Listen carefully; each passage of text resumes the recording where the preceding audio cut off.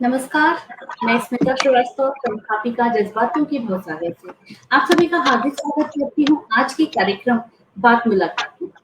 दोस्तों, बात मुलाकात एक ऐसा कार्यक्रम है जिसमें किसी ऐसे व्यक्ति से मिलने और बात करने का सौभाग्य प्राप्त होता है जो एक समाज को एक रास्ता दिखाने का कार्य करते हैं, एक ऐसे रास्ते पे होते हैं जो लोगों के लिए भी बहुत आवश्यक है कि लोग उससे प्रेरणा पाएं और वो भी कुछ मदद कर सकें। और इसी कार्य के लिए आज हमारे साथ हैं एक बहुत ही सालों से लगे हुए, चलिए मैं आपको मिलाती हूँ। हमारे साथ हैं राकेश कुमार जी। सादर प्रणाम सर, बहुत स्वागत है आपका। जी, मैं आपका परिचय अपने दोस्तों, अपने देखने वाले जितने भी दर्शक हैं, मैं उन लोगों के साथ रखना चाहूंगी कि आप राकेश कुमार जी हैं, जो पत्रकार एवं सामाजिक चिंतक हैं, जो विगत 30 वर्षों से शिक्षा, स्वास्थ्य, रोजगार, पर्यावरण, महिला सशक्तिकरण, योग, आयुर्वेद एवं ग्रामीण भारत के विकास के लिए सेवा कार्य कर रहे हैं। संस्थापक हैं सोशल एम्पावरमेंट विलेजर्स एसोसिएशन अर्थात सेवा, राष्ट्र धर्म फाउंडेशन, आयुष धाम शोध संस्थान की। 1999 से स्लम बस्तियों के 15,000 महिलाओं, बेटियों और युवाओं को तकनीकी शिक्षा से जोड़ा है आपने और उन्हें रोजगार स्वरोजगार से भी जोड़ने का एक कार्य किया है। 2007 में CNRI संस्था के साथ मिलकर LIC से गरीबों के लिए जीवन मधुर पॉलिसी बनवाया, जिसका विमोचन विज्ञान भवन में पूर्व राष्ट्रपति डॉक्टर APJ अब्दुल कलाम जी के साथ आपके द्वारा हुआ। पर्यावरण संरक्षण के लिए Delhi NCR, DU campus, school, college, RWA, army camp, Delhi, Bihar, Madhya Pradesh, Rajasthan में विगत 20 वर्षों से वृक्षारोपण का कार्य कर रहे हैं। 1996 से विभिन्न अखबारों में लेखन का भी कार्य आपके द्वारा किया जा रहा है। 2008 से द सेवा समय समाचार पत्र का संपादन। विगत 22 वर्षों से देश के लगभग 250 अन्य संस्थाओं के साथ मिलकर सेवा कार्यों में सहयोग एवं मार्गदर्शन का कार्य भी आपके द्वारा किया गया है। विगत 5 वर्षों से आयुर्वेद, जड़ी बूटी एवं औषधीय पादप के ऊपर कार्य, दवा उत्पादन जागरूकता, पौधारोपण एवं वितरण, धर्म संस्कृति, गाय गंगा, योग, आयुर्वेद, पर्यावरण संरक्षण एवं मानवता के लिए देश की अन्य संस्थाओं के साथ मिलकर ग्रामीण भारत को उन्नत बनाने की एक पहल भी आपके द्वारा की जा रही है। तो ये आपका एक छोटा सा परिचय जो हमारे दर्शकों के साथ आवश्यक भी था। और लेकिन सर, मैं चाहूंगी कि आप अपने प्रारंभिक जीवन और शिक्षा दीक्षा के विषय में भी हमारे दर्शकों को कुछ बताएं। मैं बेसिकली मुजफ्फरपुर से हूँ, बिहार का रहने वाला हूँ और 8वीं तक की जो मेरी शिक्षा है वो बिल्कुल गांव में हुई। गांव में जाके शुरुआत के दिनों में जमीन पर वो चटाई बिछा के बैठ के पढ़ाई वहां से शुरू हुई। उस दरमियान गांव को समझने का, गांव के जो निचले स्तर के लोग हैं, पिछड़े लोग हैं, गरीब लोग हैं, उनकी समस्याओं को, हम सब लोग भी गांव में रहे तो एक तरह से कोई साधन ऐसा था नहीं, तो गांव की व्यवस्था को हमने देखा, समझा। हर निम्न वर्ग के जो बच्चे थे, जो दलित थे, जो मुस्लिम थे, उन सब के साथ स्कूल जाना, उन सब बच्चों का हमारे घर पर, जब हमारे घर दरवाजे पर टीचर होते थे, गांव में रहते थे, वो पढ़ाते थे, तो जब पढ़ाने का वक्त होता तो हमें भी जमीन पर ही बैठाया जाता था उन गांव के बच्चों के साथ ही। तो मन में एक समानता का भाव बचपन से ही रहा और 11 साल की अवस्था से मेरा सार्वजनिक जीवन हो गया। गांव में स्वास्थ्य की हालत बहुत बुरी थी, तो पिताजी ने गांव में एक छोटा सा क्लिनिक खोला जहां शहर से डॉक्टर आते थे। तो 11 साल से मैं 6 बजे सुबह घर से निकलता, स्कूल का थैला कांधों में लेके 9:30-10 बजे तक क्लिनिक को संभालता। उसके बाद में फिर स्कूल जाता, स्कूल से 4 बजे आता, तो शाम के 6, 7, 8, 9, 10 बजे रात तक मैं उस क्लिनिक को बंद करके फिर घर आता। तो 11 साल की उम्र, 11 साल से, हाँ, जब मैं 6ठी में पढ़ता था।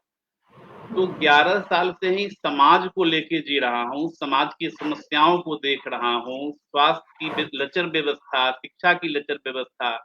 उसी दरमियान हम सब लोग 84 में जब हमारा 10वीं का फॉर्म भराया, तो गाँव से जो कॉलेज था वो 15-16 किलोमीटर दूरी पर था। तो पिताजी ने कहा कि इतना छोटा बच्चा कैसे शहर जाएगा रोज क्लास करने के लिए, तो उन्होंने शहर में एक क्लिनिक खोला। और शहर में मुजफ्फरपुर में एक शहर है मझौलिया, वहाँ पर एक क्लिनिक खुला 84 में। तो फिर मैं वहाँ चला गया। जब मैं वहाँ गया तो वहाँ भी क्लिनिक था, तो मेरी ड्यूटी सुबह 6 बजे से शुरू होती थी और रात के 11-12 बजे तक चलती थी। उसी दरमियान मैं कॉलेज भी जाता, वहाँ लंगर सिंह कॉलेज था बिहार में, बिहार यूनिवर्सिटी कैंपस। और फिर रात के 10 बजे वहाँ पर भी एमबीबीएस डॉक्टर होते थे, तो मैं पूरे दिन लोगों की सेवा, कम से कम 20 लोग बीमार लोगों के घर डॉक्टर साहब के साथ मोटरसाइकिल पर बैठ के वो आला और स्टेथो लेके। तो स्वास्थ्य के क्षेत्र में बहुत बचपन से ही काम करने का, लोगों के दुखों को, पीड़ा को समझने का मौका मिला कि किस तरह गाँव के लोग अभाव में। फिर पढ़ाई-लिखाई हुई, मैंने इकोनॉमिक्स ऑनर्स एलएस कॉलेज से किया। लेकिन उस समय गाँव के जो लोग थे वो हमारे साथ के जो गाँव के लोग थे, वो तो मैं शहर चला आया तो मेरी पढ़ाई हुई, बाकी लोगों की पढ़ाई नहीं हुई। तो जब मैं गाँव से शहर से जब मैं गाँव महीने 2 महीने पर जब जाता था, तो वहाँ भी 10-20 लोग मेरे से मिलने के लिए आते थे। तो सब लोग अपनी-अपनी समस्या बताते थे कि किसी का बच्चा नशा कर रहा है, किसी का बच्चा जो मेरे साथ पढ़ा था उसके 5 बच्चे हो गए हैं, वो ट्यूबरकुलोसिस का पेशेंट है, वो नशा करता है। उसकी माँ रात में आती थी तो शेयर करती थी कि, तो हर कोई यही कहता था कि भाई कुछ करिए हमारे बच्चे के लिए भी। लेकिन मुजफ्फरपुर शहर में वहाँ पर कपड़े के दुकान मारवाड़ियों का था, वहाँ पर 600 रुपए की नौकरी मिलती थी उस समय, 87, 88, 89 में। उसके अलावा रोजगार का कोई अवसर नहीं था। और जो युवा वर्ग था वो राजनीति में आना चाहता था, तो उस समय वहाँ इस तरह की व्यवस्था थी कि जो भी लोग राजनीति में या ज़्यादा कुछ करता है तो उसको गोली मारा जाता था। तो 92 में हमारी इकोनॉमिक्स ऑनर्स की पढ़ाई हो गई एलएस कॉलेज से। उस समय मैं पूरे समाज के लिए काम करता। मैं जब पैसा कमाता क्लिनिक से तो बहुत सारे लोग जो फीस नहीं दे पा रहे थे उनको फीस जमा करवाता स्कूल में, एडमिशन करवाता, किताब कॉपियाँ देता।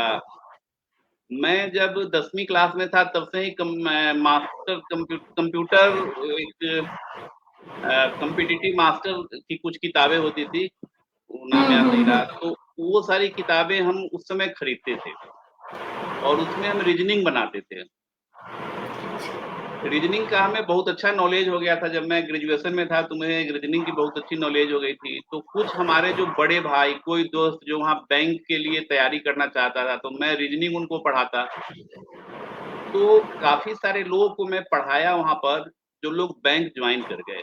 जिन्हें रीजनिंग की समझ नहीं थी, मुझे रीजनिंग की समझ थी। मैथ और इंग्लिश हमें बहुत अच्छा नहीं आता था, उन्हें मैथ और इंग्लिश आती थी। तो उनकी समस्या का मैं समाधान करता और वो सब लोग सक्सेस होते चले गए। इस तरह समाज के साथ वहाँ के पीड़ा, वहाँ के लोगों की समस्या, एक-एक चीज़ को मैंने झेला, देखा। जब मैं 6ठी-7वीं में पढ़ता था जब गाँव में, तो उस समय भी हमारे दरवाजे पर गाँव के जो लो लेवल के लोग थे, वो 5वीं-6ठी क्लास में हमसे पढ़ने के लिए आते थे। तो मैं 5वीं-6ठी में जब था, तो चौथी, 5वीं-6ठी को पढ़ाता था। जब 10वीं में था तो 10वीं के, जब हम इंटर की पढ़ाई कर रहे थे तो जब हम नोट्स बनाते थे तो जाओ गाँव के लोग हैं जिनको समझ नहीं है तो उनको मैं नोट्स देता। वो सब शहर में जहाँ मेरा नर्सिंग होम था वहाँ वो लोग आते, रात में उनको पढ़ाता, उनको वो परीक्षा देते। ग्रेजुएशन में भी बहुत हार्ड वर्क करके हम नोट्स बनाया करते थे।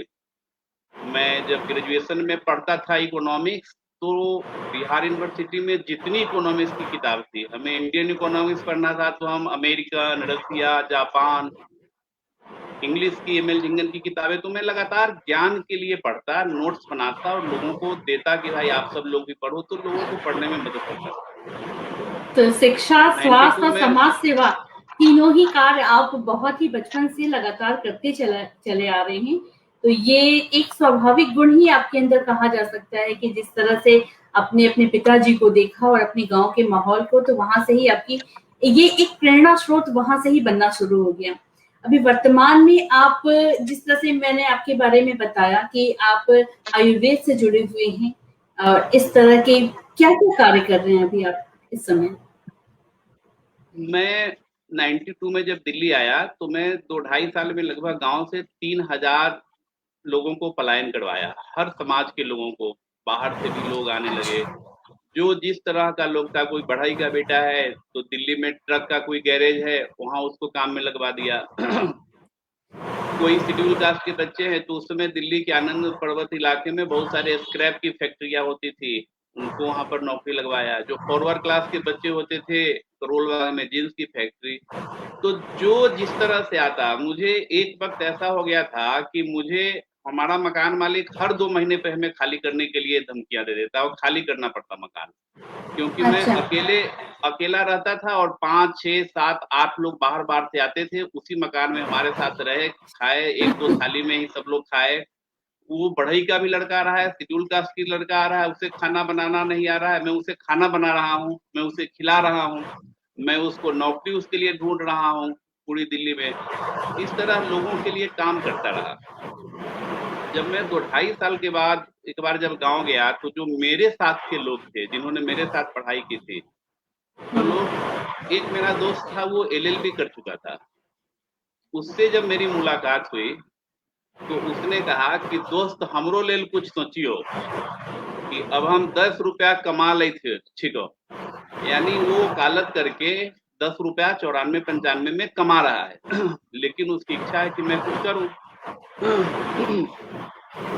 तो उस समय जो पढ़े-लिखे लोग थे, उनके लिए दिल्ली में नौकरी का कोई ख़ास ऑप्शन नहीं था।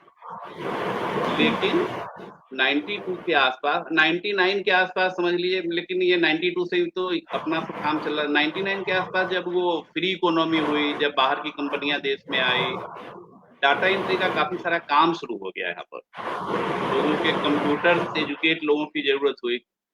तो मैंने गांव के लोगों को, जो लोग बीए में करके कुछ नहीं कर पा रहे थे, तो मैंने देखा कि अगर कंप्यूटर का स्किल उनको दे दिया जाए, तो उनको हम कहीं नौकरी लगवा सकते हैं। तो मैंने फिर खुद से कंप्यूटर हार्डवेयर नेटवर्किंग का कोर्स किया, कंप्यूटर रिपेयरिंग, बनाना, नेटवर्किंग, ये सारी काम हमने सब कुछ सीखा खुद से। अ, और उस समय मैं काम भी करता था, तो मैं 2-2 ढाई-ढाई बजे रात तक पढ़ाई करता था। 4 बजे भोर में फिर उठ के बैठ जाता था पढ़ने के लिए। अरे वाह! क्योंकि मैं मैं आर्ट्स का स्टूडेंट था और कंप्यूटर साइंस हमारे लिए बिल्कुल ही कुछ समझने वाली बात नहीं थी। मैं बिहार का था, पढ़ाई इंग्लिश में होती थी, टीचर बंगाली थे। तो वो बंगला में जब इंग्लिश बोलते थे, तो मैं इधर से सुनता और इधर से निकल जाता था। सही बात है। हम लोग इमेजिन कर सकते हैं इस चीज़ को। हाँ, सही लेकिन बात है। मुझे, और उस समय मैंने कुछ छोटा-मोटा कारोबार भी शुरू किया था, तो मैं आधे दिन क्लास करता और आधे दिन मैं कारोबार में चला जाता था। तो अच्छा, मैं कारोबार करके जब 12-1 बजे रात होता था, तो मेरा एक दोस्त झंडे-वालान में होता था, राकेश उसका बिल्कुल। नाम था। तो वो पूरे दिन की पढ़ाई का नोट्स बना के अपने घर के दरवाजे के खिड़की में मेरे लिए लगा देता। और ओह! मैं 12-1 डेढ़ बजे रात को जब मैं फरीदाबाद और पलवल काम कहीं-कहीं से पूरा जब घूम के आता, तो मैं उसके खिड़की पर जाता, उस नोट्स को लेके घर चला जाता और वहाँ जाके खा के फिर उसको पढ़ना शुरू करता। अब फिर 4 बजे भोर से मैं उसको पढ़ना शुरू करता, क्योंकि 28 लोग मेरे क्लास में थे और सबसे उम्रदराज मैं था और बंगाली टीचर हमें बिहारी होने के चलते टारगेट करते थे। अच्छा। और मैं आधे दिन क्लास नहीं करता, तो वो रोज़ मेरे ऊपर 10 रुपया फाइन लगाते थे और गुस्सा भी करते थे। तो मेरी मजबूरी ये थी कि मैं क्लास में उनके हर सवाल का जवाब दूँ।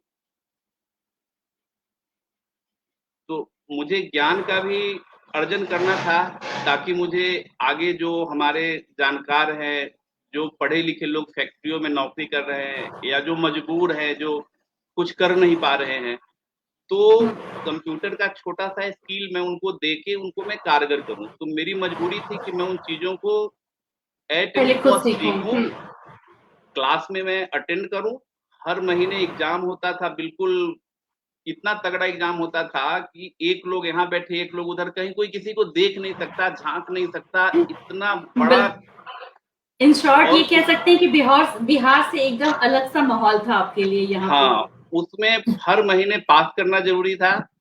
टीचर के डांट को भी हमें वो रोज डिमोरलाइज करते, क्योंकि हाँ ये बिहार का आदमी है और ये तो बेवकूफ है। लेकिन मैं रोज उनको एक एक चीज समझाता और दो चार नई चीजें भी उनको मैं बताता।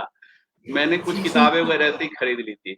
उसके अच्छा। बाद उसके बाद हमने कंप्यूटर का कारोबार दिल्ली में शुरू किया। तो 99 में कंप्यूटर के काम करने वाले लोग बहुत कम थे। मैंने एक एक दिन में 40-40 कंपनियों को विजिट किया। 40-40 कंपनियां सुबह से शाम तक विजिट करना, और 3-4-6 महीने में ऐसा स्किल डेवलप कर लेना कि 50% लोगों के कंप्यूटर जाते ही ठीक करना। उसको गए, खोला, साफ सफाई की, रैम को हिलाया डुलाया, तार देखा, आधा समस्या ठीक। तो मेरा काम बहुत अच्छा चल गया, मेरी डिमांड हो गई, बहुत सारे लोग। फिर हमने कुछ लोगों को काम करने के लिए भी रख लिया था अपने साथ। लास्टली एक बार क्या हुआ कि एक कर्नल नोएडा सेक्टर 28 में रहते थे और मैं रहता था दिल्ली। तो जितने भी बड़े लोग होते थे तो वो कहते थे कि इंजीनियर को आप मत भेजिए, आप ही आइए मेरे घर। तो मैं उनके घर गया 28 सेक्टर की तरफ। तो नोएडा पड़ता है एक सेक्टर 8। सेक्टर 8 नोएडा को जब मैं सुबह सुबह क्रॉस कर रहा था तो हमें ऐसी भीड़ लगी जैसे दशहरा में जब रावण जलता है तो उसको देखने के लिए जैसी भीड़ होती है, वैसी भीड़ सुबह 9 बजे मुझे मिली। दिल्ली और नोएडा का बॉर्डर है सेक्टर 8। तो मैं अचंभे में पड़ गया कि इतनी सुबह लोग कहाँ जा रहे हैं। तब तक हमें नोएडा का बहुत ज्ञान नहीं था। हमने लोगों से जब बात की तो लोगों ने बताया कि हम सब लोग नौकरी करने के लिए जा रहे हैं। तो मैं कुछ लोगों से बात करने लगा कि भाई आप कहाँ के हो, क्या नौकरी करते हो। तो लोगों ने बताया, कुछ लोगों ने बोला मैं बिहार से हूँ। हमने क्या क्या पढ़ाई किए हो, तो बीकॉम किया हूँ। क्या काम करते हो, तो पंखे की बैंडिंग। तो मैंने उसे हाथ मिलाया। जब मैं हाथ मिलाया तो उसके एक हाथ में ना पंखे की बैंडिंग से इतना जख्म, गड्ढा, और यहाँ पर ठेले पड़े हुए। तो मेरे आंखों में आंसू आ गए। मैं उसे गले से लगा लिया। हमने कहा कितना पैसा मिलता था, 1200 रुपया। 1200 रुपया बीकॉम किए हुआ है। तो मैं सीधा ऊपर की तरफ भगवान को याद किया, जैसे वो तेंदुलकर छक्का मारने के बाद करता है। मैंने कहा हे प्रभु ये हो क्या रहा है। बाकी बहुत सारे लोगों से बात किया, किसी ने एमए किया हुआ है, कोई 12 में किया हुआ है, सब 1200। फिर मैंने कुछ महिलाओं से बात किया, महिलाएं की भी लंबी भीड़ थी। महिलाओं से बात किया तो पुरुषों का जहाँ 1200 वहां महिलाओं को 800, लड़कियों को भी वही। हमने कहा अरे बाप रे, आप क्या काम करते, जो काम पुरुष कर रहा है 1200 में, वह काम महिला 800 में, 800 में करती है, सही बात। 99 की बात है। तो मैं भीड़ धीरे धीरे कमती चली गई और मैं फिर वहीं बैठ गया। कहा क्या हो रहा है ये।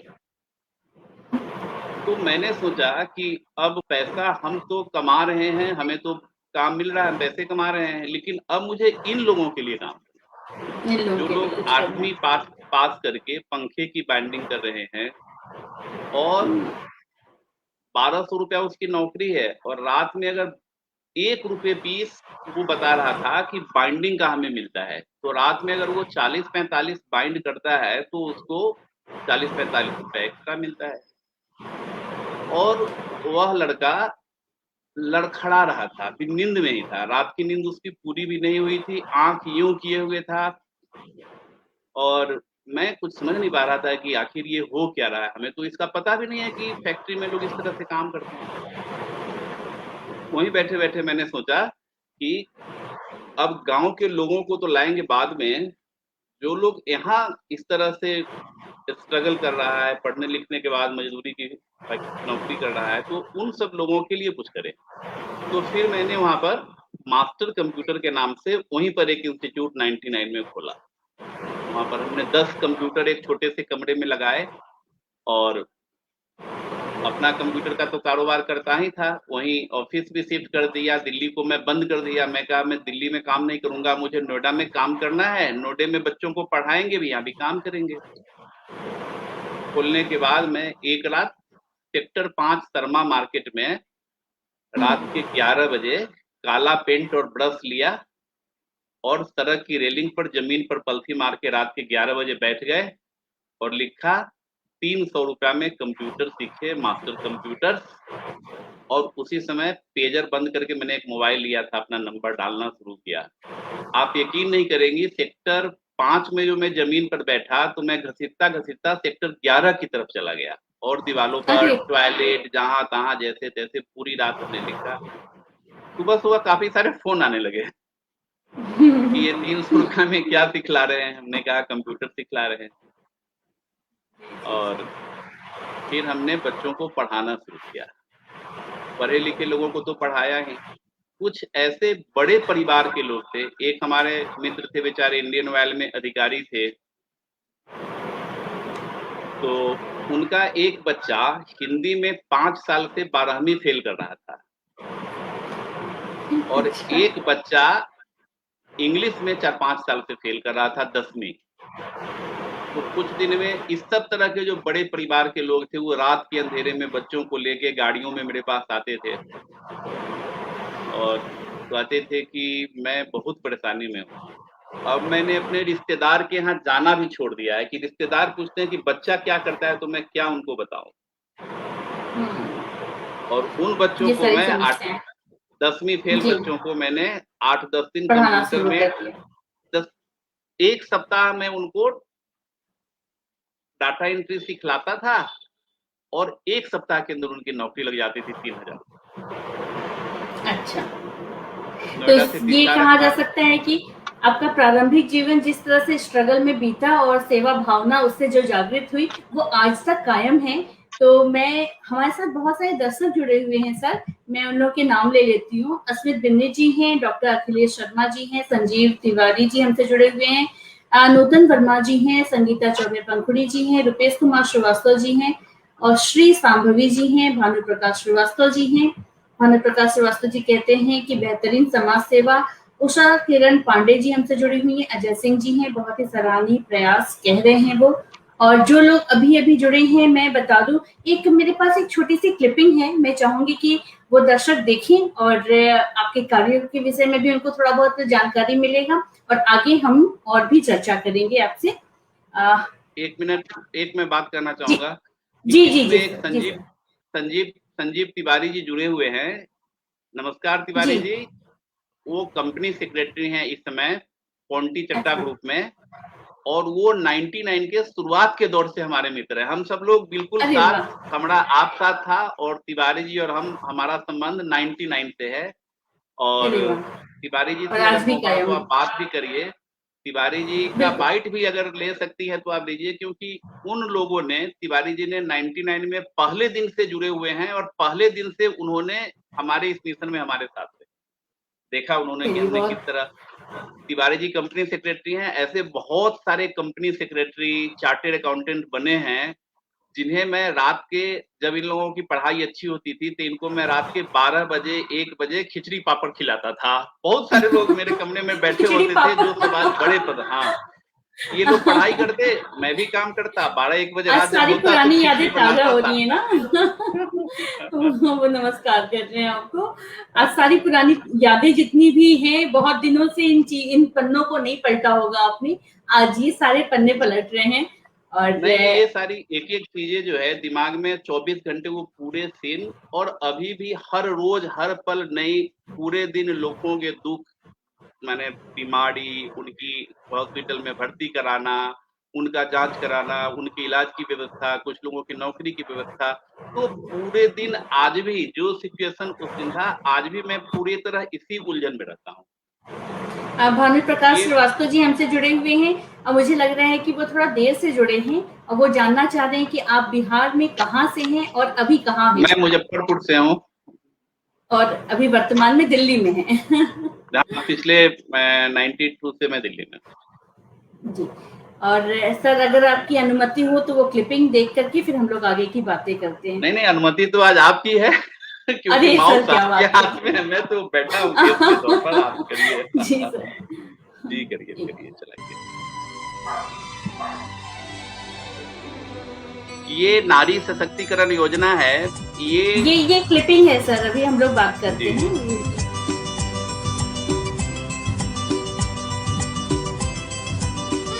ये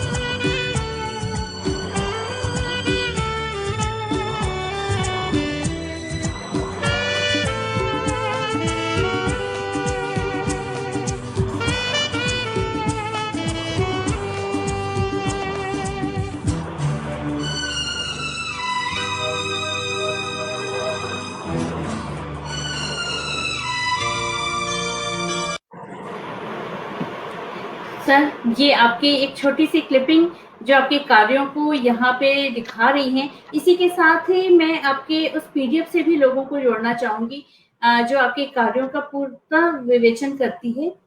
एक मिनट मैं इसको यहाँ पे लगा लेती हूँ। और ये आपके सेवा जो आपकी संस्था है उससे जुड़ी हुई है। तो सर मैं चाहूंगी कि हमारे साथ जो भी दर्शक जुड़े हुए हैं उनको आप इसके विषय में भी कुछ कुछ बताते चलिए। ये आपकी ब्रीफ हिस्ट्री है।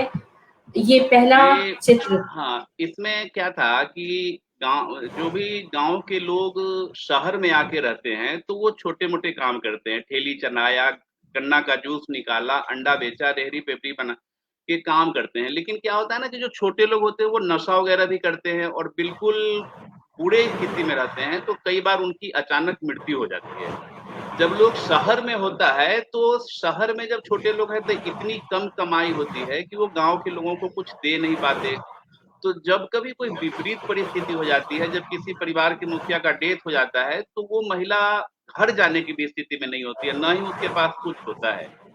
इस सिचुएशन जब लगातार मेरे आंखों के सामने गुजरा, तो उस समय सीएनआरआई एक संस्था थी, डॉक्टर एलबी सप्तऋषि उसके संस्थापक थे। तो मैंने उनसे चर्चा की कि अगर हम लोग कोई एक छोटी एलआईसी की पॉलिसी उन लोगों को करवाएं जो 25-30 रुपया महीना दे, और अचानक अगर किसी की डेथ हो जाती है तो उन्हें कुछ इतना अमाउंट मिले जिसमें परिवार 2-3 महीने में संभल जाए और उनका जीवन यापन हो जाए। तो उन्होंने कहा कि तो ये बहुत अच्छा विचार है। फिर उन्होंने एलआईसी के साथ मिलके एक जीवन मधुर पॉलिसी बनवाया, और जी उस पॉलिसी में मेरी पूरी अहम भूमिका रही। पॉलिसी के आने के पहले ही हमने काफी सारे लोगों को जागरूक करके उस पॉलिसी के लिए तैयार किया था। इसमें था कि महीने में 30 रुपए देना है और अचानक डेथ होने पर 30,000 रुपया अचानक मिल जाएगा। अच्छा, तो तो इसके इस लिए आप सम्मानित। हाँ, या इस योजना को जब लॉन्चिंग हुई तो डॉक्टर एपीजे अब्दुल कलाम के हाथों, मेरे हाथों ये हुआ, और ये एक अच्छी चलिए। योजना रही जिसका काफी सारे लोगों को लाभ मिला। जी जी, और इस चित्र के विषय में भी हम हाँ, जरूर जानना चाहेंगे। यह भी 2007 की है योजना, और हम्म। एक स्टेटमेंट आया था गवर्नमेंट ऑफ इंडिया का कि देश में एड्स की संख्या घट रही है। तो मैं अच्छा। टाइम्स ऑफ इंडिया में जब ये खबर देखा तो मुझे अच्छा नहीं लगा। मैंने कहा कि ये यूएनडीपी का फंड आ रहा है देश में, उनको खुश करने के लिए सरकार का ये स्टेटमेंट है, जो कि अच्छी बात नहीं है। उस समय भी हमारे पास लगातार एड्स के रोगियों का पता चलता था कि इन्हें एड्स हो गया, चाहे इनकी एड्स से मौत हो गई।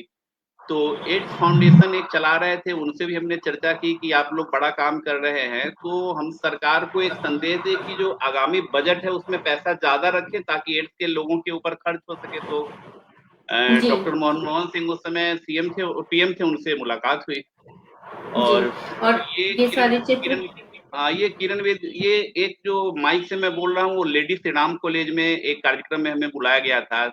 तो वहाँ ये बच्चों के साथ ये कार्यक्रम है, और ये कार्यक्रम भी लगभग 15 साल पुराना है। लेडी श्री राम कॉलेज दिल्ली का एक बड़ा कॉलेज है, वहाँ पर भी जाके जी मुझे कुछ बिल्कुल। कहने का मौका मिला।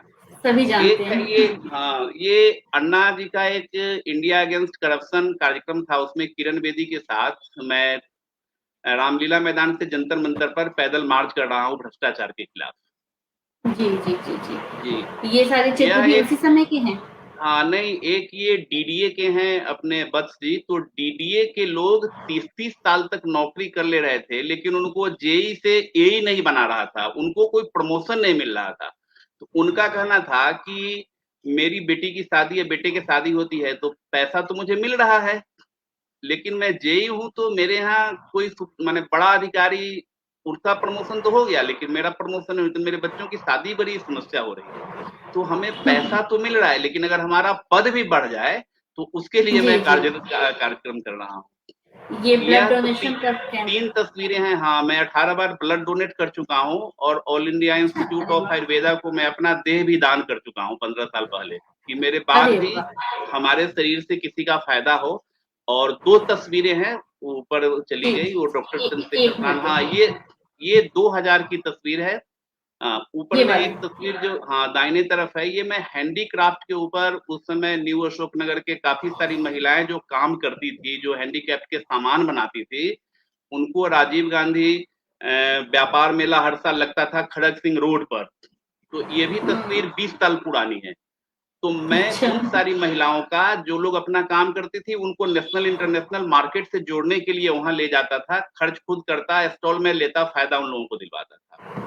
अरे वाह! और ये ये सारे ऊपर भी तस्वीर किस। चली, हाँ, ये न्यू अशोकनगर का सेंटर है, जहाँ देखिए कि किस तरह की महिलाएं, बेटियां, बच्चे हैं, हाँ। अनाथ बेटियां, हाँ, जिनके ये सबको माँ घरों में काम करती है, उन सब लोगों का हमने एम्पावरमेंट किया। आज ये सब अच्छा। 40-50 हजार रुपया महीना कमा रहे हैं। अरे वाह! ये ये ये सारे बच्चे तस्वीर भी में, ऐसे हाँ, ही। ये तस्वीर में देखिए मैं पीछे खड़ा हूँ और 50 किलो का वजन उस समय था, आज 95 था, अब के 85 हो गया। ये सारी बेटियों को भी मैं निःशुल्क एजुकेशन दे रहा हूँ, उनको ग्रूमिंग कर रहा हूँ, उनका पर्सनालिटी डेवलपमेंट कर रहा हूँ, उनको हर तरह से सपोर्ट दे रहा हूँ ताकि वो दुनिया के दौर में आगे निकले। जी, ये न्यू चलिए। अशोकनगर दिल्ली की है, उसकी तस्वीरें हैं। यह तस्वीर नेशनल हाईवे पर है, एक राजवीर कॉलोनी, नहीं, ये एक झुग्गी है, वहाँ पर सेंटर में चला रहा हूँ, वहाँ के बच्चों को ये दे रहा हूँ। अच्छा, अ, झुग्गी के बच्चे हैं ये। चलिए, हाँ, बहुत अच्छा कार्य कर रहे हैं आप उन बच्चों के ये लिए। डॉक्टर ये चंद्रशेखर करना प्राण ये। है। हाँ, हाँ, मैंने ये एड्स के एड्स। ऊपर मैंने मैंने एड्स के ऊपर काम किया है, और ये लिखा है ना, जहाँ जरा बच के बचाव ही उपाय, वो संजीव तिवारी जी जो वो स्वेटर में है, हुँ। जो अभी आपको बोल जी, रहे जी। थे, वो है 2007 की तस्वीर है ये। अच्छा। 2007 और आज 2022 है, और ये तो इंडिया गेट पे हाँ, भी आप वहाँ बगल जागरूकता में फैला। बगल एक बार नीचे करिए, एक बार एक नीचे मिनट जी। करिए। हाँ, इसके बगल में जी। एक लड़की जो खड़ी है एड्स प्रोग्राम में, हाँ। ये लड़की सुमन है। जब 12वीं में मेरे यहाँ पढ़ने आई थी ना, तो उसके पिताजी का डेथ हो चुका था। ये मेरे संस्था से जुड़ी रही, मैंने इसको पढ़ा के मोटिवेट किया, तो आज ये हजारी कोर्ट में एक बड़ी एडवोकेट बन गई है। अरे और वाह! जज के भी इसने 4-5 एग्जाम निकाले हैं, लेकिन फाइनल में व्यवस्था कुछ ऐसी है कि वो जज नहीं बन पाती है, रिटन तो निकालती है। तो बहुत ये सुंदर। सारे लोग हैं। ये ये इंडिया बहुत गेट अच्छा की कार्य तस्वीर है। है। हाँ, ये इंडिया गेट पे आपका एड्स का हाँ, ये जागरूकता। 2030 की तस्वीर है, 2030, सॉरी 2006 की तस्वीरें हैं नोएडा की। 2006 हुँ। से उधर कितना हो गया, कितने साल हो गए पुराने इस कार्यक्रम को करते हुए? काफ़ी साल हो गए सर। तो ये अट्टा की तस्वीर है, ये इंडिया गेट की तस्वीर है। तो मैं एक्चुअली क्या है ना कि एड्स से भी काफ़ी समस्याएँ लोगों को हो रही है। तो जी, मेरा कहना ये है सारे कि अगर क्लास आप, लेते हुए, ये हाँ, वुमेन संयम से रहें। एम्पावरमेंट से। हाँ, ये राजवीर कॉलोनी दिल्ली में, वहाँ महिलाओं के लिए हम काफ़ी समय तक कार्यक्रम करते रहे। यहाँ महिलाएँ ना काफ़ी रोज़ घरेलू हिंसा का शिकार होती थी, रोज़ मार-पिटाई।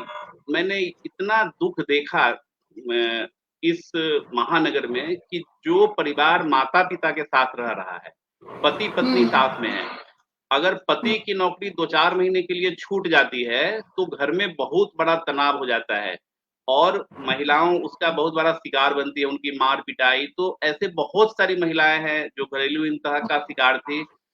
इस तस्वीर में जो महिला है उसने पैसा कमा के घर बनाया है, पति को मोटरसाइकिल खरीद के दिया है, और आज जो अच्छा। उसके चेहरे पर रोज धब्बे होते थे, अब वो पूरा खुशहाल जीवन जी रही है। तो जी, मैंने ये चेंज मेकर पर्यावरण के तौर दिवस पे पर भी आपने कार्य किया है काफी कुछ। पर्यावरण पर पर्यावरण भी पिछले 25 साल से, हाँ, दिल्ली के स्कूल, कॉलेज, RWA, इस समय तो खुला मंच है, देश के लोग जुड़े हुए हैं, तो सब लोग जानते हैं कि मैं लगातार वृक्षारोपण और बस पर्यावरण के लिए काम करता हूँ। शॉर्ट में ना ये सारी चीजें बताते रहिए, फिर हम लोग डिटेल बात करते हैं ये सारे हाँ, तस्वीरों को। ये सब ये सारे पर्यावरण बहुत, के ये हाँ, बहुत तंबाकू के ये लिए भी बहुत आपने काफी मुहिम चलाया है। जी नशा मुक्ति के ऊपर भी लगातार काम कर रहे हैं। जी जी जी टोटल जी। वेलफेयर का काम है कि लोगों को फायदा हो। मेन क्या है ना कि मैंने जब पढ़ाना शुरू किया लोगों को, तो रात में जब क्या होता था कि डाटा एंट्री की जब नौकरी लोगों को लगती थी, तो वो रात में 10 से 11 बजे 12 बजे लोगों का फोन आता था, नौकरी देने वाले का फोन आता था नोएडा से। और मैं अच्छा। 1 सप्ताह 15 दिन पढ़ा के जब बच्चों को भेजता, उन्हें लोगों की जरूरत होती थी, नौकरी लग जाती थी, तो एक रोज मन में आया भाव, शिक्षा ऐसी जो रोजगार दिलाए राकेश। तो कि अच्छा। ऐसी शिक्षा दे रहा हूँ 100% प्रैक्टिकल। फिर एक रोज और मन में आया, fight against unemployment and upliftment. तो इस सब तरह के मन में भाव आते रहे। ये सब आईटीओ ये पर है, सब, स्वच्छ हाँ, भारत। ये सभी हाँ, सफाई सफाई यहाँ रोकिए, कर्मचारियों। यहाँ पर रोकिए। ये मैंने ना जी जी। सफाई कर्मचारियों का सम्मान किया है, और हम्म। जो हमारे घर में झाड़ू लगाते हैं, जो सड़कों पर झाड़ू लगाते हैं, कूड़ा उठाते हैं, उनको हमने माला पिला के उनकी आरती उतारी हमने। देखिए मेरे हाथ में आरती की थाली है, जी जी जी, ताकि दिख रहे हैं। उनका सम्मान जरूरी है, लड्डू जो की भी हमारी लोक थाली है सेवा। हाँ, साथ में। लड्डू, चंदन, माला। जी। जी जी। खूबसूरत तस्वीरें हैं ये सारी। और अच्छा, तो झुग्गी ये कुछ में। अपने मित्र लोग हैं, हाँ, जिन लोगों ने झुग्गी बस्ती में जहाँ मैं काम करता था, तो मैंने लोगों से कहा कि आप अपना जन्मदिन अगर झुग्गियों में मनाएंगे, तो एक दिन कम से कम लोगों को अच्छा खाना तो मिल जाएगा, पौष्टिक चीज। तो बहुत खूबसूरत बात है वाकई। उसकी तस्वीरें हैं ये। उसकी तस्वीरें हैं ये। उनके और जीवन में डिस्ट्रीब्यूशन आनंद आ आपको। जाता है। हाँ, हम लोग अच्छा। पिछले साल से ना, पिछले कई सालों से जारा में कपड़ा बांटते हैं। वस्त्र तो वितरण बहुत का सारी कार्य भी आप संस्थाएं हैं। करते हैं। हाँ, जी जी जी जी। ये ये दीपावली गिफ्ट। पर गिफ्ट बांट रहे हैं लोगों को। तो अपने जी कुछ जी जी। मित्र हैं, ये पूर्व बहुत सीएम सुंदर। हुकुम सिंह है, चार्टर्ड अकाउंटेंट हैं, ये सब लोग आते हैं और अपना हम्म। सामान बांट के चले जाते हैं। अब मैं थोड़ा सा स्पीड में जी। इसको करती हूँ, क्योंकि योगा पे भी आपने काफी काम किया। अब तो हाँ, योग ये दिवस भी भी आप। पुराना, हाँ, पुरानी जी तस्वीरें हैं ये सब। ब्यूटी। अच्छा, ब्यूटी पार्लर का भी क्या ये लड़कियों को हाँ, एक्चुअली सिखाने। क्या है ना कि जो पढ़ी लिखी महिलाएं हैं वो तो कंप्यूटर सीख लेती हैं, लेकिन इसमें क्या है कि ये नेहरू कैंप है दिल्ली का, NH 24 पटपरगंज में। यहाँ शशि गार्डन, पांडव नगर की महिलाएं सब आती थी। जो अच्छा अच्छा महिलाएं अच्छा। घरों में बर्तन मांजती थी, अब वो उन्हीं महिलाओं को ब्यूटी पार्लर उनका ये सारा काम करती हैं। ये अच्छा, जम। जम्मू कश्मीर में जब बाढ़ आया था, उस समय यहाँ से मैं 8 लोगों की टीम को लेके गया था, और जब वहां अच्छा से लोग अच्छा। लौट रहे थे, उस समय हम वहां जाके लोगों का इलाज और सारी व्यवस्था करके आए। चलिए, बहुत ही आ, शानदार कार्य है आपका। ये कहा जा सकता है कि जिस तरह के कार्यों में आप लगातार लगे रहे हैं। अब और हम बात करेंगे, लेकिन उसके पहले कुछ कमेंट्स ऐसे हैं जो मैं यहाँ रखना चाहूंगी। कमल शर्मा जी हैं, राकेश जी नमस्कार कह रहे हैं, कीर्तन त्रिपाठी जी हैं, कहते हैं कि सामाजिक उत्थान हेतु जो आपके प्रयास है वो वंदनीय, अनुकरणीय और प्रशंसनीय है। जी बिल्कुल, बेहतरीन प्रस्तुति कह रहे हैं भानु प्रकाश श्रीवास्तव जी। और साथ में है आचार्य मुकेश जी, कहते हैं ये साधुवाद, प्रेरक और अनुभव। आचार्य मुकेश जी इंटरनेशनल लेवल के योगा एक्सपर्ट हैं, और अच्छा। भारत के तरफ से यूनाइटेड नेशन में 20-22 साल रह के इन्होंने योगा के लिए काम किया है। और इस अरे समय वाह। कॉरपोरेट के जो लोग हैं उनके लिए काम करते हैं। इनका भी बहुत बहुत धन्यवाद मुकेश जी का। जी। और आप ही की तरह ही लगातार कार्य करने वाले, 77 बार आ, अपना ब्लड रक्तदान कर चुके जसपाल सिंह जी भी आपसे जुड़े हुए हैं, आपको प्रणाम कह रहे हैं। और वो कह रहे हैं मैं कि भी उनको आवाज प्रणाम नहीं करता आ हूँ। रही है, तो कृपया आप मुझे बताइए कि आवाज क्या नहीं आ रही है। SMPB Haryana state medicinal plant board है कमल शर्मा भारत जी। सरकार जी। का। हाँ, कमल शर्मा जी है, उनको भी मेरा नमस्कार। और इन सब की भी प्रेरणा सहयोग है जिससे कि मैं ये सारा काम कर रहा हूँ। ओ, ये क्या आवाज नहीं आ रही है क्या? अभी भी नहीं आ रही है? कृपया आप मुझे बताइए। ये लोग कह रहे हैं कि आवाज नहीं आ रही है, तो ये शायद मुझे कंफ्यूजन है कि क्या है। और सभी लोग आपकी प्रशंसा कर रहे हैं। नीतीश कुमार सिंह जी हैं, एक्चुअली क्या अ है ग्रेट शो। कि जी। मैं एक तो ये एक छोटा मैं सा इनके आदमी बारे में हूँ। बता दूं सर आपको, नीतीश कुमार सिंह जी जुड़े हुए हैं, एक माउंटेनियर हैं और अभी-अभी ये यूरोप की सबसे ऊंची चोटी माउंट एल्ब्रस को वो छू के आए हैं। 15 अगस्त पे वहाँ पे उन्होंने झंडारोहण किया, तो सलाम तो बनता है जी। सलाम, हाँ। सादर नमस्कार होते हैं। जी। जसपाल सिंह जी कह रहे हैं कि आज अब आ रही है आ शायद रही है, आवाज। आ जाती है। जी जी जी, बीच में शायद नहीं आ रही होगी, तो पता नहीं चल पाता है। तो सर ये सारे कार्य जो हैं, आप बता रहे थे कुछ, आप बताइए। एक्चुअली क्या है कि बहुत सारे लोग इस दुनिया में सब कुछ अच्छा हो रहा है, इसके पीछे बहुत सारे लोग हैं। आप जैसे बहुत सारे लोग हैं जो आप चेहरे पर मुस्कान लेके इतने उमंग उत्साह के साथ सामाजिक लोगों को मंच पर लाना, उनके बातों को लेके लोगों को मोटिवेट करना। तो अपने साथ क्या रहा कि मैं बचपन में ही विवेकानंद का डिवोटी हूँ, बचपन से ही। तो विवेकानंद के क्या थे, संदेश थे। उन्होंने संदेश दिया, लोगों को जगाया। गांधी जी के पास क्या था, संदेश था। उन्होंने किसी को ब्यूटी पार्लर का कोर्स नहीं कराया, न किसी को कपड़े बांटे, वो संदेश देते थे। और संदेशों पर उनके चल के लोग उनके अनुयायी बन गए। इस तरह से बहुत सारे लोग देश और दुनिया में हैं जो बहुत अच्छे काम कर रहे हैं। मैं तो एक बहुत छोटा सा प्राणी हूँ, कम पढ़ा लिखा हूँ, मेरे पास कोई साधन भी नहीं है, लेकिन मैं हर समय सिर्फ और सिर्फ यही सोचता हूँ कि मैं अपने बारे में कुछ न करके, मैं इतने सालों से दिल्ली में हूँ, पत्रकारिता करता हूँ, सारा सब कुछ करता हूँ, लेकिन इस समय मैं किराए के मकान में हूँ। ये मेरा किराए का मकान है। 20 साल से मैं एनजीओ चला रहा हूँ, लगभग 12-13 सालों से पत्रकारिता कर रहा हूँ। मैंने अपने आप को बेचा नहीं, मैंने अपने वजूद को बनाए रखा। और मैं सिर्फ यही सोचता हूँ कि मेरे शरीर के कपड़े को भी अगर मैं जाड़े में जला दूं और किसी की रूह को राहत मिल जाए, तो मुझे वो ज्यादा अच्छा है। अरे, ये तो आज के दिन क्या में अगर बताऊं। मैं अपने कमाई और बहुत पैसे अगर बचाया होता तो मेरे पास एक मकान होता है, गाड़ी होती, 10-20 लाख रुपया बैंक में होता। लेकिन मेरे पास बैंक में शायद ही किसी रोज मैं 10 रुपया लेके सोता हूँ, खुलेआम मैं आपको कह रहा हूँ। लेकिन मैं इतने सारे लोगों को खड़ा कर चुका हूँ जिनके पास गाड़ी है, घोड़ा है, बैंक बैलेंस है, कारोबार है, जो बिल्कुल क्रिटिकल पोजीशन में थे। लेकिन मैं आज इन सब हालातों में भी पूरा आनंद, उमंग, उत्साह के साथ जीवन जीता हूँ, अभावों के बहुत ही बीच में भी सराहनीय रहा। कार्य कर रहे हैं सर। और देखिए हमारे साथ हैं डॉक्टर अखिलेश शर्मा जी, और कह रहे हैं कि अति सराहनीय कार्य किया है आपने राकेश जी, आपका नाम पद्मश्री जैसे सम्मान के लिए भेजा जाना चाहिए। और ये कोई भी व्यक्ति तभी कह सकता है जिसने आपके कार्य को सामने से देखा हो, आपके संघर्ष को देखा हो। तो सर अखिलेश अभी आप श्रीवास्तव जी, वर्तमान। जी। अखिलेश श्रीवास्तव जी शर्मा 60 जी। देशों, हाँ अखिलेश, डॉक्टर अखिलेश शर्मा जी को नमस्कार। 60 देशों के राष्ट्राध्यक्षों का वो इलाज करते हैं। 6 महीने अच्छा। ये इंडिया में रहते हैं, 6 महीना ये विदेशों में रहते हैं। और अद्भुत लोग हैं, आयुर्वेद पर इनकी बहुत बड़ी पकड़ है, दुनिया में इनका कारोबार है। मुझे इनके पिताजी से दोस्ती थी, वो राम जन्मभूमि की लड़ाई लड़ते थे, यहीं मंडावली में उनका एक स्कूल चलता था। अब वो 94 साल के हैं। 15-20 साल पहले मैं जब अखबार चलाता था तो उनकी खबरें छापता था, अच्छी बातों को।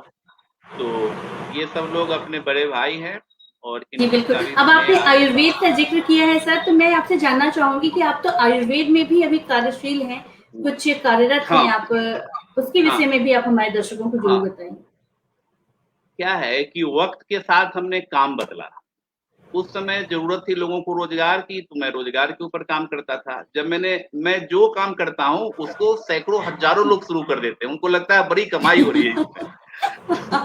ये भी तो मजेदार जब है। मैंने कंप्यूटर का काम शुरू किया, तो हमारे बच्चे, हमारे पढ़ाए बच्चे पूरे देश में जाके कंप्यूटर एजुकेशन खोलते थे। मैं भी जाता कंप्यूटर लेके, वहां इंस्टॉल करता, उनको सब समझा देता, कोर्स मटेरियल दे देता और वो काम शुरू कर देते।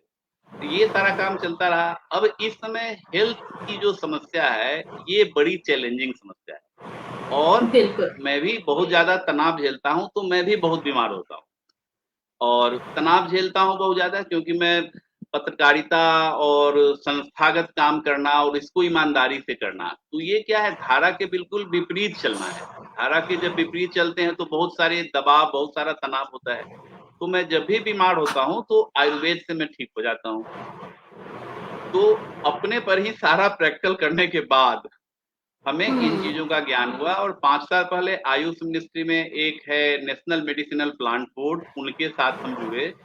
तो बेसिक चीजों का तो पहले पता था, लेकिन 2018 में अमेरिका में मोरिंगा के पेड़ के ऊपर सेलिब्रेशन हुआ। उन्होंने पूरे अमेरिका में मोरिंगा जो सहजना है उसका पेड़ लगाया। अच्छा।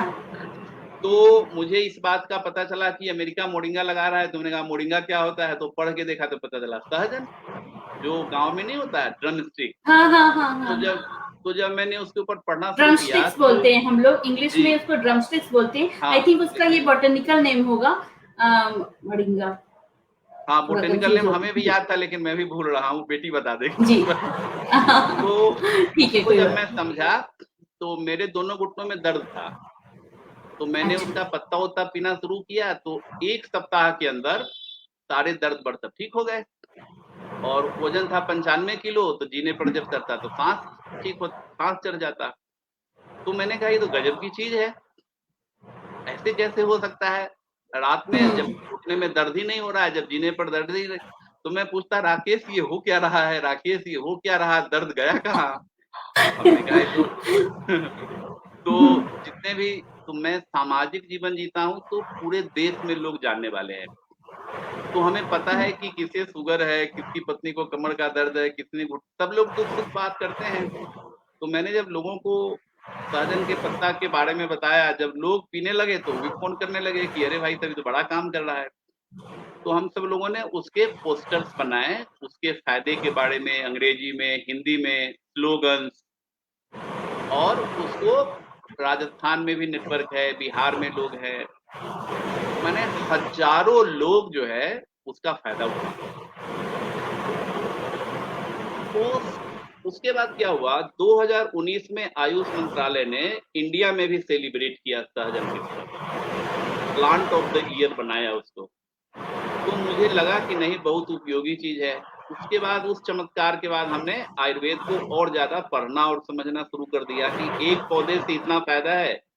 तो तो आज और तो कितने पर। हाँ, तो गूगल जो है वो गूगल घर बैठे बैठे ही सारी चीजें करता है।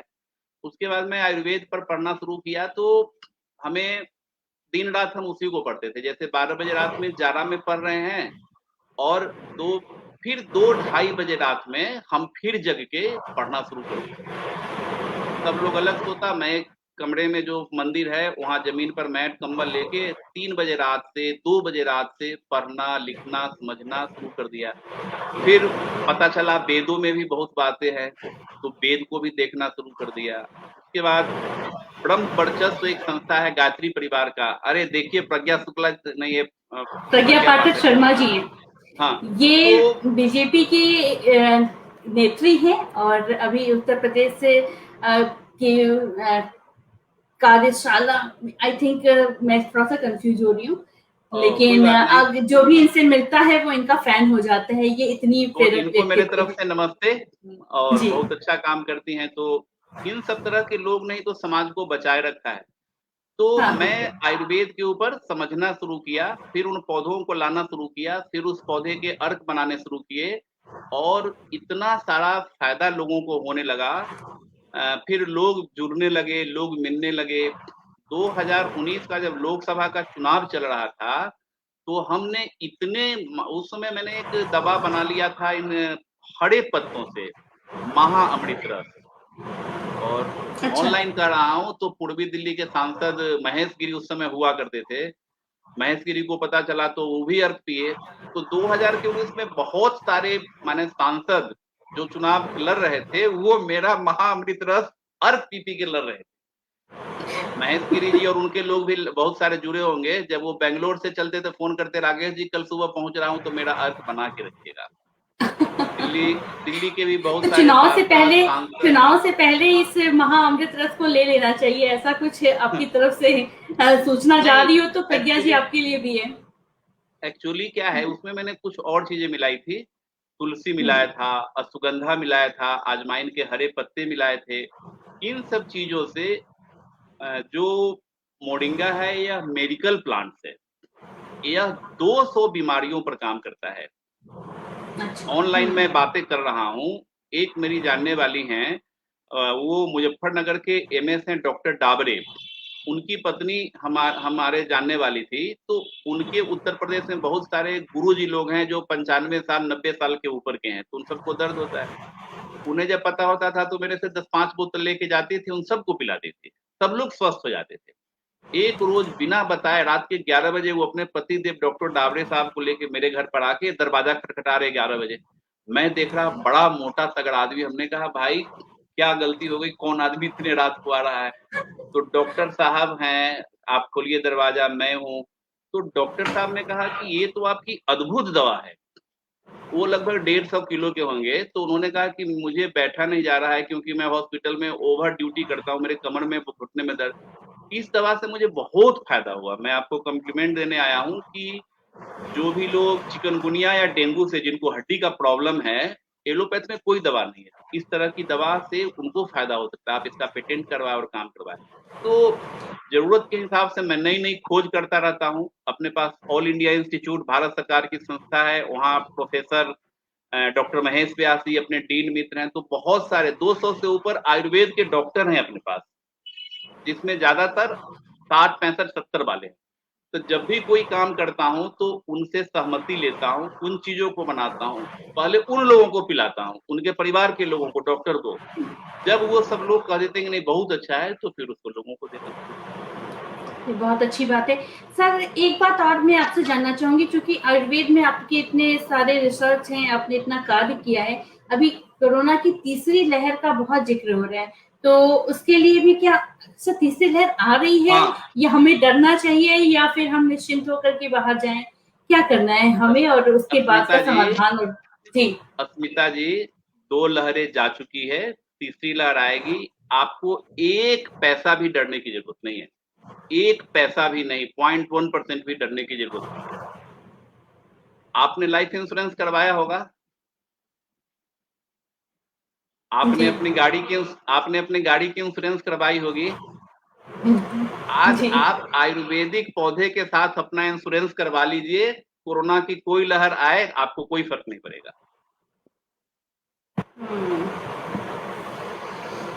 आयुर्वेद के साथ, आयुर्वेद क्या है, देखिए मैं तो कोई डॉक्टर भी नहीं हूं, न मैं उसका एक्सपर्ट हूं, लेकिन मुझे बेसिक चीजों की जानकारी है। जिस चीजों को मैंने समझा है, जिस चीजों को मैंने अपने ऊपर अनुभव किया है, आयुर्वेद आपको इलाज नहीं करता, आपका इलाज नहीं करता, आपको स्वस्थ रहने के बारे में बताता है। आपको स्वस्थ आप कैसे रहें, वह आपकी बीमारी का इलाज नहीं करता, वह आपका शरीर स्वस्थ कैसे रहे इसके बारे में कहता है। WHO का भी तो यही कहना है ना कि आप बीमार क्यों पड़ना चाहते हैं, भाई आप स्वस्थ रहने की कोशिश करिए। तो मैं कहूंगा कि आज के दिन में आप देखिए कि अपने देश की जो आबादी है, इसमें कोरोना का संक्रमण कितने % लोगों को हुआ? मैक्सिमम 2.5-3% लोगों को हुआ।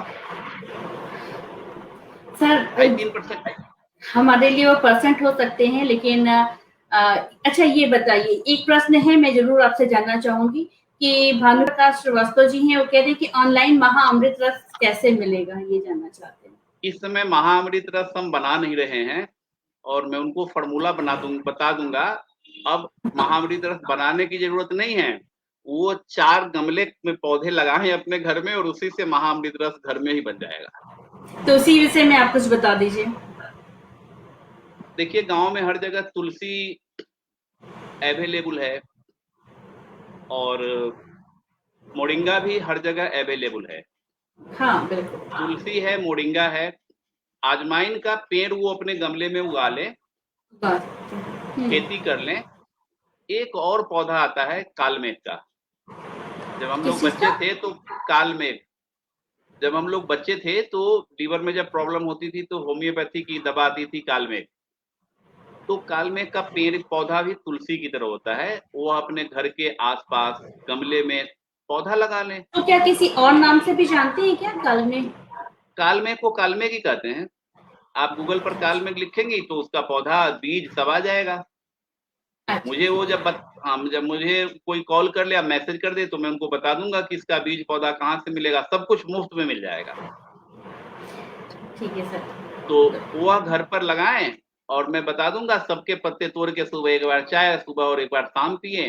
लीवर की समस्या खत्म, शुगर की समस्या खत्म, घुटने की दर्द की समस्या खत्म, आंख की समस्या खत्म, लीवर की, पाचन की, यानी 200 तरह की बीमारियों का फायदा इससे हो जाएगा। जो डॉक्टर डाबरे मुजफ्फरनगर वाले हैं उन्होंने मुझे बताया कि मोरिंगा के कैप्सूल खाने से जो पेशेंट साकेत के मैक्स हॉस्पिटल में लीवर के ऑपरेशन के लिए गया था और उसे 2 महीने बाद का डेट मिला, उन्होंने कहा भाई मोरिंगा का कैप्सूल खाओ। 2 महीने के बाद जब वो कैप्सूल खा के वहां गया तो लीवर की समस्या खत्म हो गई थी। डॉक्टर ने बोला ये तो चमत्कार हो गया। तो भारतीय, मैं अस्मिता जी सिर्फ एक बात आज जो भी श्रोता है आपके, उनसे मैं यही कहना चाहूंगा कि भारतीयता की परिधि में रह के हम सुखायु और दीर्घायु जीवन निश्चित तौर पर जी सकते हैं। कोई कोरोना जैसी बीमारी, कोरोना से 1000 गुना ज्यादा बीमारी भी अगर आएगी तो हमारा कुछ नहीं हो सकता। उसके लिए हमें अपनी संस्कृति, अपना खान पान, अपना रहन सहन, अपनी दिनचर्या, ऋतुचर्या, इनका पालन करना है। एक मैं आपको मजेदार बातें बताता हूँ चरक के बारे में। आचार्य चरक का तो नाम आपने सुना होगा। जी जी जी। चरक संहिता उन्होंने लिखा सभी ने, था। हाँ जी बिल्कुल बिल्कुल, शायद ही ऐसा हो जो नहीं जानता हो जी। तो मैं ये चाहूंगा कि आप अपने हर दर्शक को बोलिए कि जैसे उन्होंने घर में हनुमान चालीसा रखा है, रामायण रखा है, गीता रखा है, तो चरक संहिता भी एक रख ले, कल ही खरीदें और उसको रख लें। उसमें सारे, यानी दूसरी सदी में वो किताब लिखी गई थी। दूसरी सदी में चरक जी ने उस किताब को लिखा था। ये तो 20वीं 21वीं सदी है। कितनी पुरानी अपनी संस्कृति है। हमारी जो संस्कृति है, हमारी जो धरोहर है, हमें उसे सहेजने की जरूरत है बस। आज क्या हुआ, जैसे जैसे विकास हुआ हम सब लोग पूरब से पश्चिम की तरफ चलते गए। खान पान, रहन सहन, पिज्जा, बर्गर, वाइन, बियर, सुबह में सोना, रात में जगना, ये सारा हमने कर लिया। सारी बीमारी की जड़ क्या है? बात, पित्त और कफ है। अगर इन 3 चीजों का ध्यान अगर आपने रख लिया, इस तीनों का अगर अच्छा बैलेंस बना के रख लिया तो जीवन में कोई बीमारी ही नहीं होगी। आज कोरोना क्यों हो रहा है? कोरोना क्यों हो रहा है? कोरोना में क्या हो रहा है कि फेफड़े में इन्फेक्शन हो जा रहा है ना? गैस बन रहा है, वो हार्ट में चला जा रहा है, हार्ट पर प्रेशर बन रहा है तो हार्ट फेल हो रहा है, शुगर बढ़ जा रहा है लोगों का। मैं सिर्फ और सिर्फ ये कहूंगा कि सुबह जगना, थोड़ा व्यायाम कर लेना। पूजा पाठ पहले अपने घरों में होता था, घंटी बजती थी, धूप जलता था। हमने भी अभी लोहवान और गूगल के कप बनाए हुए हैं। उसको जब घर में एक बार घुमा दीजिए तो घर के भीतर जो भी बैक्टीरिया, वायरस है वो खत्म हो जाएगा। 20 पौधे, औषधीय पौधे, तुलसी, गिलोय, एलोवेरा, आंवला, अश्वगंधा, लेमन ग्रास, इन सब चीजों को अपने घर में लगा के रखिए। उसका आप नियमित सेवन करिए। चरक जी ने रसायन की बात की है। मैं आपको एक बात आज दर्शकों को बोलता हूं कि सिर्फ और सिर्फ एक आंवला का सेवन आदमी अगर प्रतिदिन करना शुरू कर दे तो कोरोना का बाप भी उसे कुछ नहीं कर सकता। सिर्फ एक आंवला का सेवन आदमी अगर रोज करे, अभी मैं जैसे आप मेरे से बात कर रही हैं, मैं भी अभी 15 दिन पहले all India institute of Ayurveda है उसके डीन के पास गया था कि सर आपके मन में क्या बात है तुलसी लहर के लिए। उन्होंने भी यही कहा कि आंवला का सेवन करिए, तुलसी का सेवन करिए, गिलोय का सेवन करिए। यह 2-3 चीजों का अगर आप सेवन करते हैं तो आपकी इम्यूनिटी इतनी अच्छी बनी रहेगी कि कोई भी वायरस या बैक्टीरिया आपके ऊपर अटैक नहीं कर सकता। जी, जी। सर बहुत सारी बातें हो गई हैं, अंत में चलते-चलते मैं आपसे उस विषय में भी थोड़ा-सा जानकारी ज़रूर चाहूँगी। आपने गौ सेवा की बात की और फिर काऊ प्रोडक्ट की भी आपने बात की कि जो बाई प्रोडक्ट्स होते हैं, जी। किस तरह से उसका आपने यूज़ करके उस विषय में भी आप हमारे दर्शकों को कुछ बताइए। और फिर देखिए समय भी हो चुका है काफ़ी। जी। हाँ, ये बहुत अच्छा सवाल आपने किया। मैं एक चीज़ आपको बता रहा हूँ कि भारत जैसे देश में इस समय 2 संकट है लोगों के लिए। एक तो कोरोना से बचने का संकट है और दूसरा रोज़गार का संकट है। जी, बिल्कुल, बिल्कुल, सही बात है। तो मैं ये चाह रहा हूँ कि अपने देश में संसाधनों की कोई कमी नहीं है। हम जिस राज्य में हैं, जिस शहर में हैं, जिस गाँव में हैं, हर जगह कुछ न कुछ संसाधन है। उन संसाधनों का वैल्यू एडिशन करके, उनका पैकेजिंग करके, उनकी मार्केटिंग करके, उनका एक्सपोर्ट करके, हम बहुत सारे रोज़गार के अवसर तलाश सकते हैं। हम खुद भी रोज़गार से जुड़ सकते हैं और अपने साथ काफ़ी सारे लोगों को रोज़गार से भी जोड़ सकते हैं। तो पिछले बार कोरोना संकट में क्या हुआ कि एक गौशाला मयूर विहार में है, तो वहाँ से महाराज जी का फ़ोन आता था कि राकेश जी आज 4 गैया मर गई, आज 2 गैया मर गई। और बहुत सारी महिलाएँ, विधवाओं, दिव्यांगों को खाने की समस्या हो गई। तो मेरे साथ कई सारे संस्था और लोग जुड़े थे, उन लोगों को मदद कर रहे थे, तो मैं एक दिन में 2-200 लोगों के घरों में खाना भिजवाता था। घर में बंद हो, लास्ट में आके क्या हुआ, मेरा दवा का कारोबार था, तो बेटी की मैंने ड्यूटी लगाई थी कि खाना किसी को भेजूँ, तो वो बोले गैस खत्म हो गया। खाना किसी को भेजूँ, तो वो कहे बेटे के लिए दूध नहीं है। खाना किसी को भेजूँ, बेटा का दूध के लिए बेटी से पैसा डलवाता, तो वो कहता कि अब बीमार हो गया है, इसका इलाज के लिए पैसे चाहिए। बहुत सारे पति, कोई जयपुर चला गया है, कोई बंगाल चला गया है, यहाँ महिलाएँ को डायलिसिस होना है, उसके मोबाइल में पैसे नहीं हैं।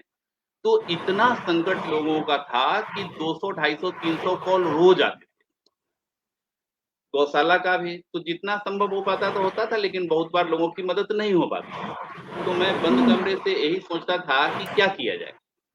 तो मैंने दिमाग लगाया कि दिव्यांग महिलाओं को और जो महिलाएँ विधवा हैं, विकलांग हैं, जिनके पति की नौकरी छूटी हुई है, अगर गौशाला के गाय को, गोबर को लें और उन महिलाओं को ट्रेनिंग देके उनसे अगर कुछ चीज़ें बनवाएँ, तो हम 2 पैसा गौशाला को भी दे सकते हैं और महिला भी आत्मनिर्भर हो जाएगी।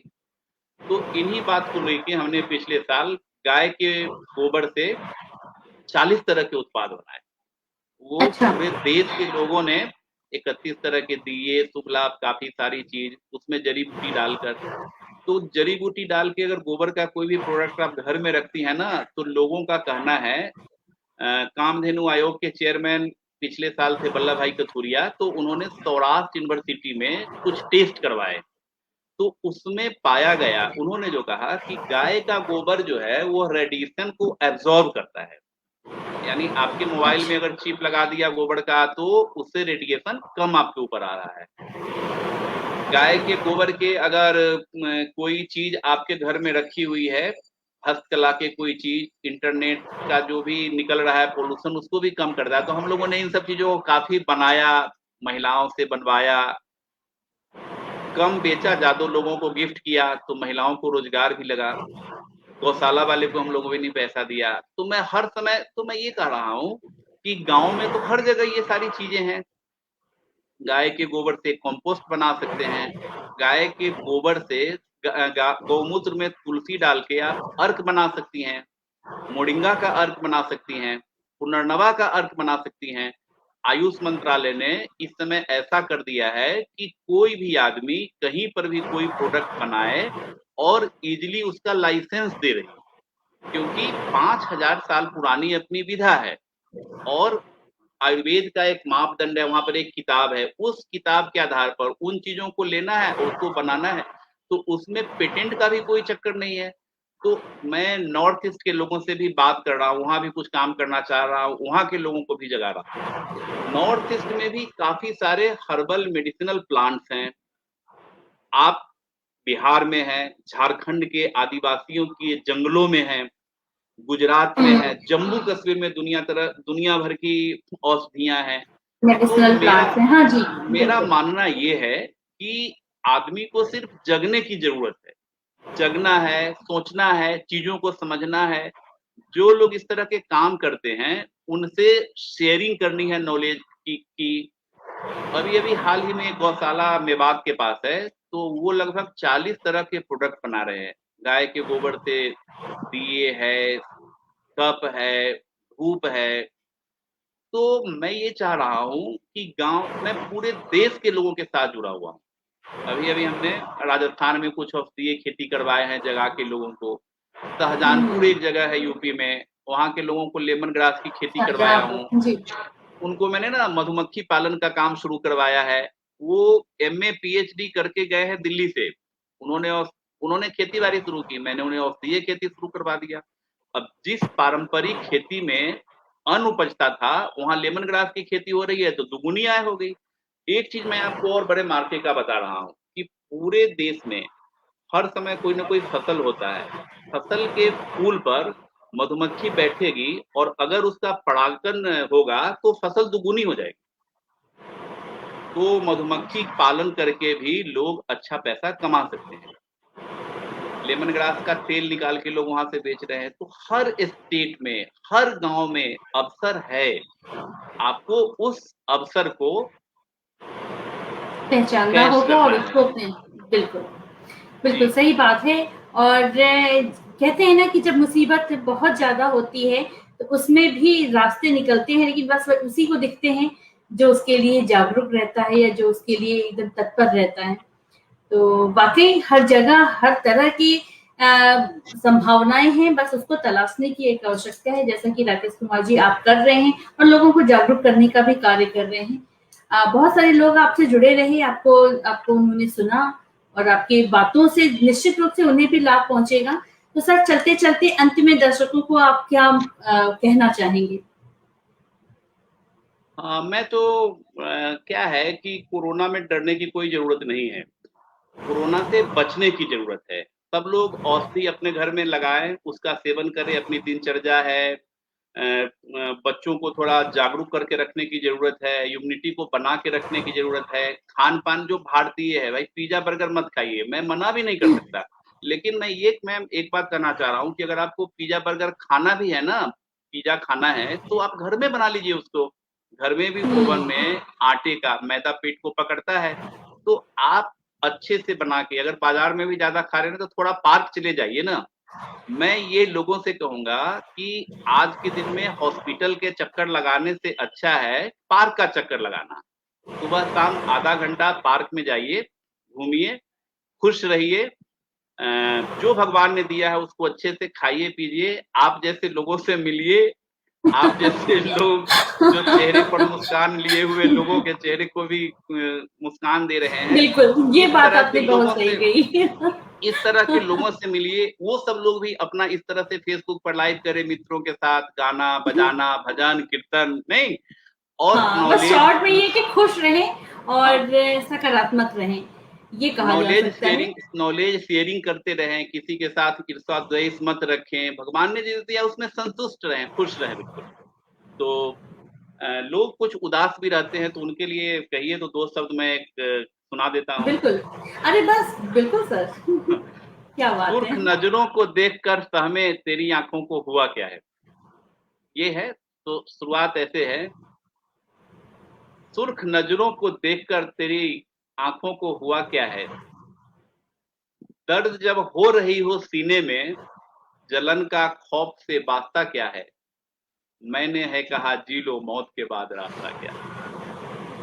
क्या बात है भाई, क्या बात है, क्या बात है, और आप लिखते भी हैं। नहीं, मैं बड़े बहुत सारे कविता गुण हैं। कहानी भजन सब लिखता भी हूँ। अरे वाह। गाने भी बहुत सारा लिखता है बहुत समय से। बहुत सारी कविताएँ हैं लिखी हुई हमारी। तो सर चलते वक़्त चलते 2 लाइन आप गुनगुनाते हुए फिर हम लोग यहाँ से विदा लेते हैं। आप क्या सुनाना चाहेंगे हमारे दर्शकों को? और उसके बाद हम लोग मैं यहाँ गाना से भी गाता हूँ लेकिन इस समय क्या गाऊँ कुछ समझ में नहीं आ रहा है। चलिए कुछ सोचता हूँ क्या कुछ गाया भी जाए। 2 लाइन आप सुनाते हुए फिर हम लोग यहाँ से विदा लेते हैं सर।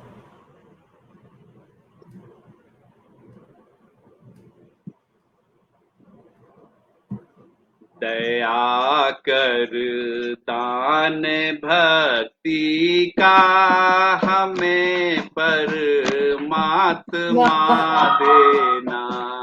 दया कर दान भक्ति का हमें परमात्मा देना। दया करना हमारी आत्मा में शुद्धता देना। बस इतना ही कहूँगा कि भगवान क्या बात मन है! की क्या पवित्रता बात बनाए है! रखे।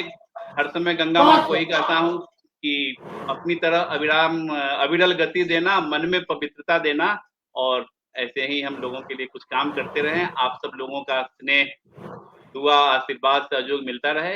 हम सब साथ मिलके भारत को, भारत माता को, धर्म, संस्कृति, गाय, गंगा, गोबर, गमला, रोजगार, स्वरोजगार इन सब को लेके खुशहाल जिंदगी जीते रहें, एक दूसरे के काम आए, एक दूसरे के लिए जिए। अपने लिए तो परमात्मा है, अपना सब कुछ परमात्मा देखेगा, हमें लोगों के लिए काम करना है बस। इसी के साथ बहुत-बहुत बहुत ही धन्यवाद खूब दर्शकों और का। बहुत ही सकारात्मक बातें आपके द्वारा ज्ञान रंजन तिवारी जी भी कह रहे हैं, रुपेश कुमार श्रीवास्तव जी भी कह रहे हैं कि बहुत सुंदर बात है और भानु प्रकाश श्रीवास्तव जी आपको बहुत-बहुत धन्यवाद।